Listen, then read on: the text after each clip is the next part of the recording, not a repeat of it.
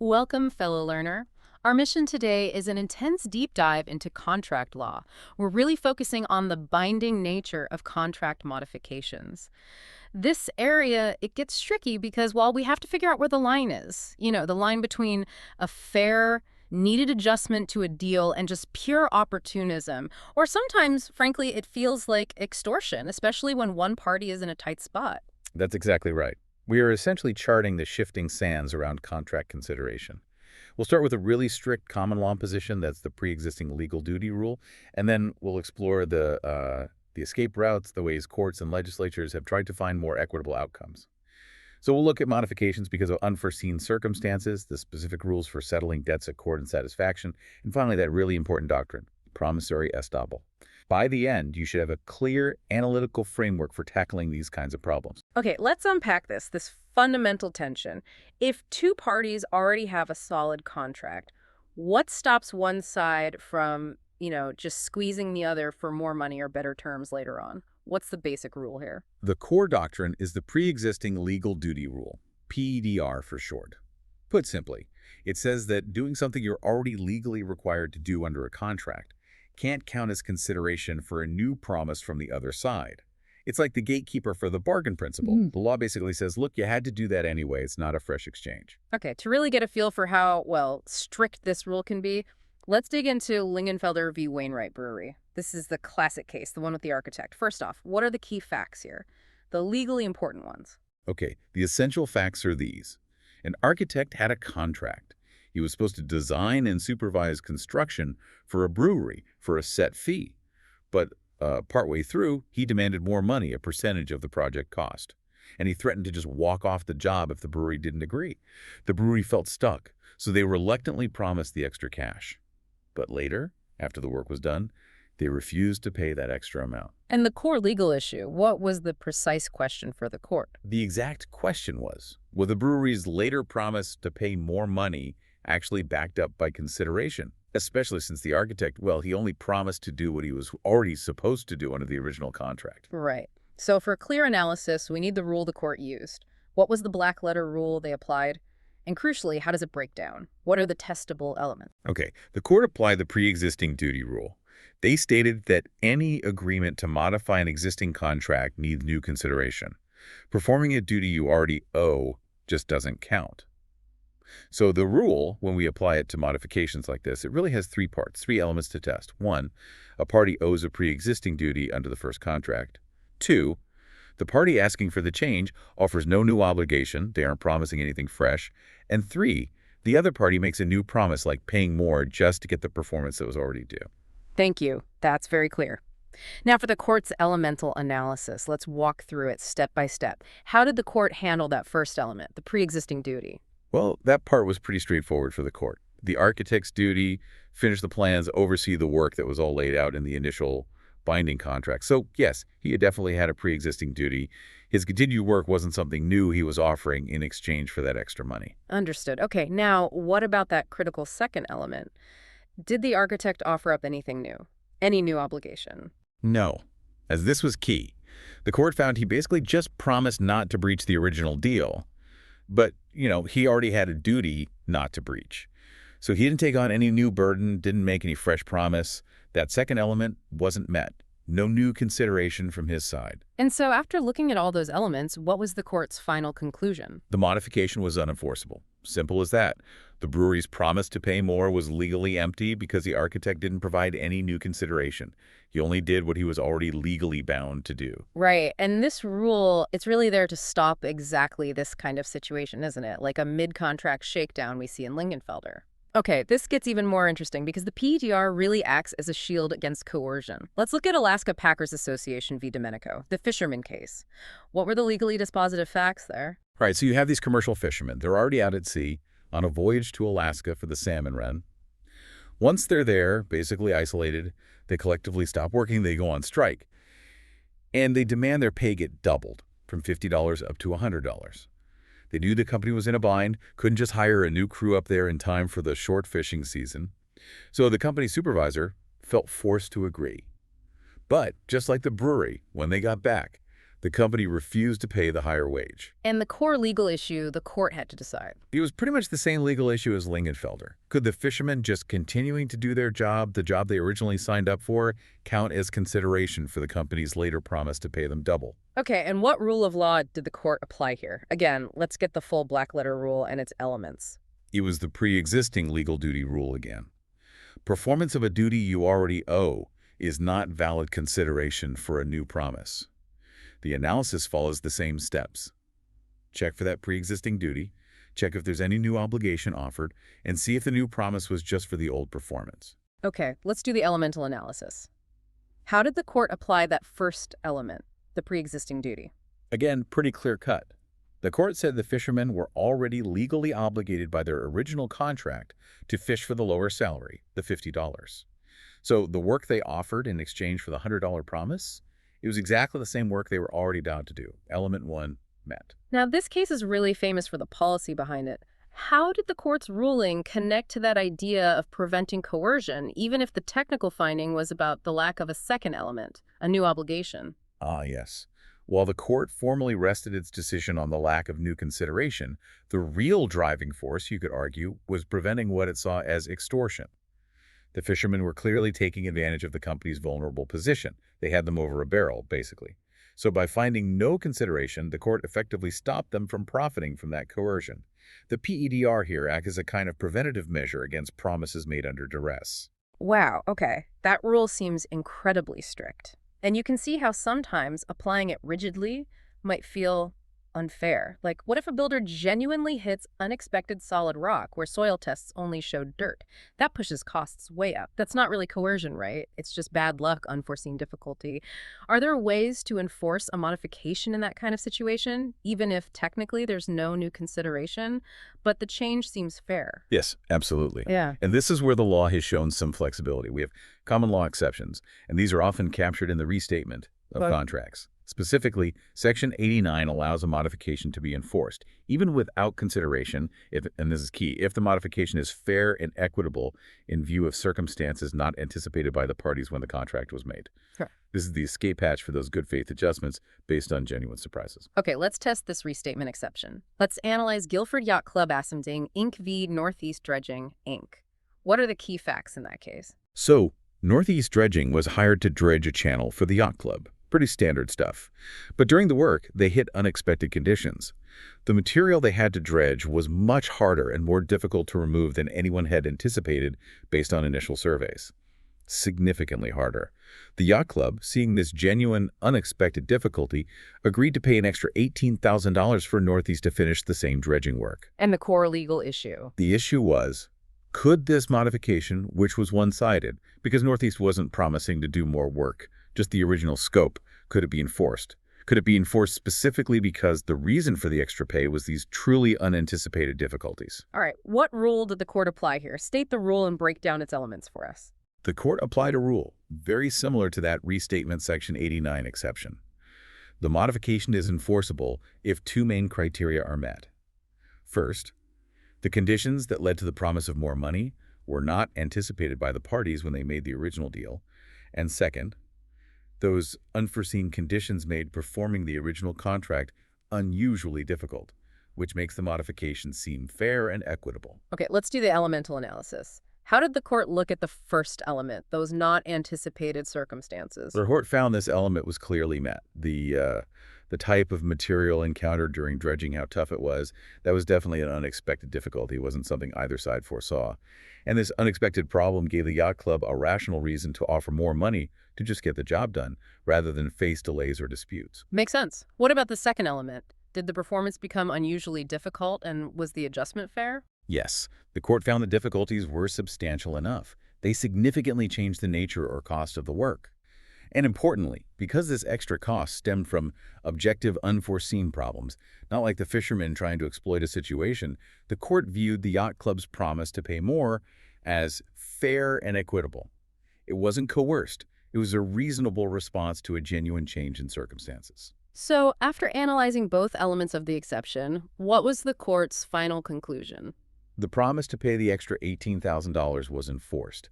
The case is a good example showing that the strict PDR does have limits. It bends when a modification is fair and justified by genuinely unforeseen significant difficulties. Okay, that covers modifications for performance duties. Let's shift gears now. Let's talk about settling debts, specifically the concept of accord and satisfaction. Let's say Diane owes Carl $5,000. It's undisputed, clear debt. Carl then says, look, just give me $4,000 cash today and we'll call it even. How does the pre-existing duty rule play out here? It plays out exactly the same way, unfortunately, for Diane in this scenario. She already has a pre-existing legal duty to pay the full $5,000. So paying $4,000 is just, well, it's part performance of that existing duty. It's not new consideration for Carl's promise to forgive the remaining $1,000. Under the strict PDR, Carl's promise to take less is unenforceable. He could technically still sue for the last $1,000. Unless Diane provides some tiny bit of new consideration, like maybe she pays the $4,000 a week earlier than the original debt was due, or she gives him something different, like a used laptop worth maybe $400 instead of cash, anything slightly different can work. But what if the debt amount isn't crystal clear? What if there's a genuine disagreement? Say, Carl delivered goods, Diane claims they were defective, and they honestly dispute how much is actually owed. Now that changes things.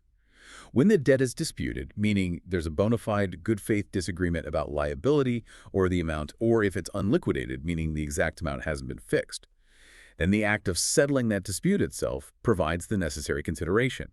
Each side is giving up their legal right to pursue their claim for the full amount or to defend against it. That mutual compromise is the consideration for the agreement to settle for a specific amount, the accord. That distinction between disputed and undisputed debt is crucial. Okay, practical problem time. Something listeners probably see often. The payment in full check. You know, a debtor sends a check for less than the full amount claimed, writes payment in full on it somewhere obvious. If the debt is disputed, what does the Uniform Commercial Code, specifically UCC Section 3311, require for that check to actually work as a binding accord and satisfaction? What are the steps? Right, this is the check cashing trap governed by Article 3 of the UCC for negotiable instruments.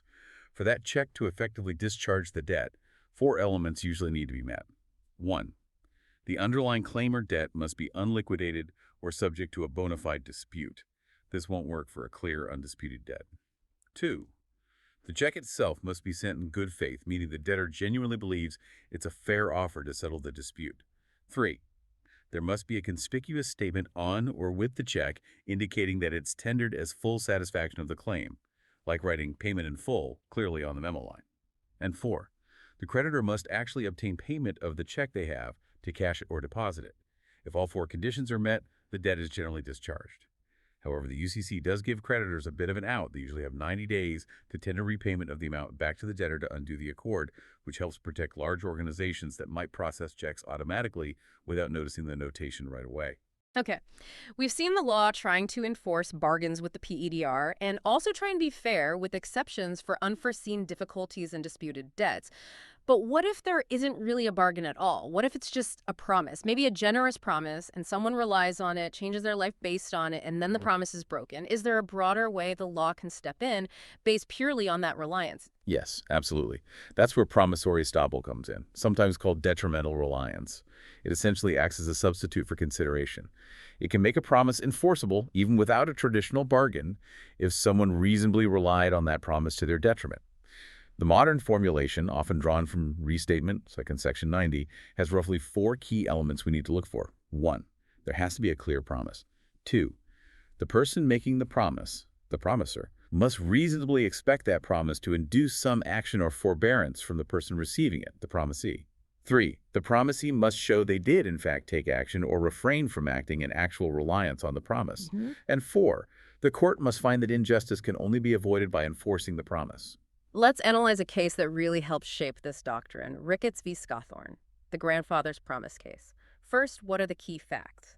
Okay, so Katie Scawthorne's grandfather gave her a promissory note for $2,000, which was a lot of money back then. And importantly, he told her something like, "I fixed this so you won't have to work anymore." He explicitly linked the money to her not needing her job. So relying on this, she quit her job as a bookkeeper. But then her grandfather passed away before paying the full amount, and his estate refused to honor the note, arguing it was just a gift promise with no consideration. And the core legal issue. The central question was, could Katie enforce that promissory note against her grandfather's estate, even though it looked like a gift? There was no bargain. He didn't require her to quit her job in exchange for the money.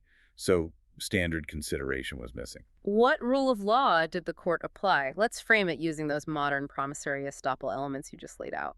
The court used a forerunner concept called equitable estoppel, but its reasoning fits perfectly within the modern promissory estoppel framework.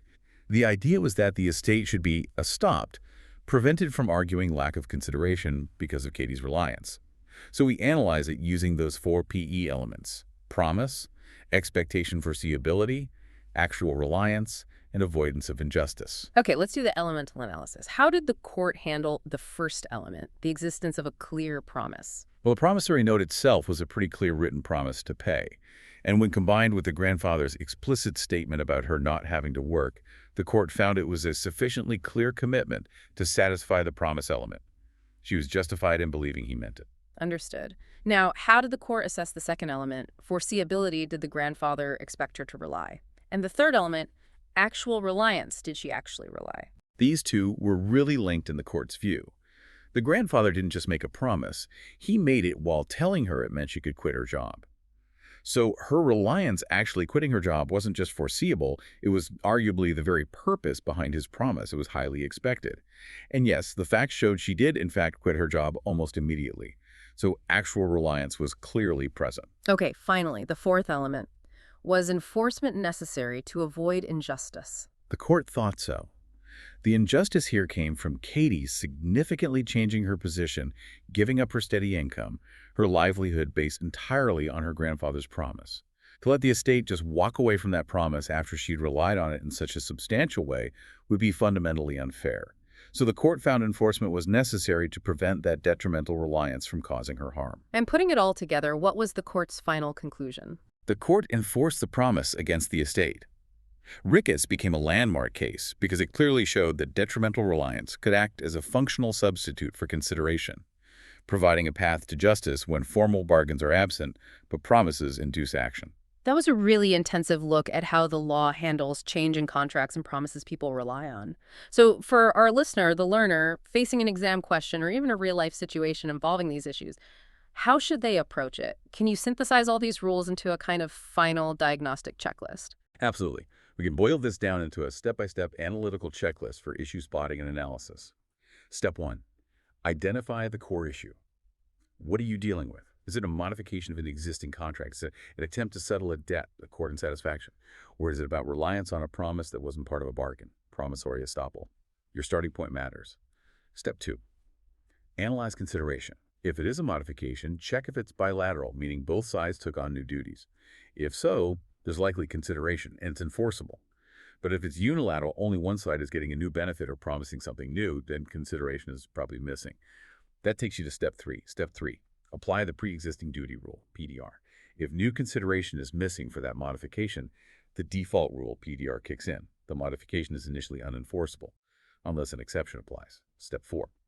Check common law PDR exceptions. Look for those Guilford Yacht type situations. Did the need for the modification arise from circumstances not anticipated by the parties when they made the contract? And does that make the modification fair and equitable? If yes, the modification is enforceable despite the lack of new consideration.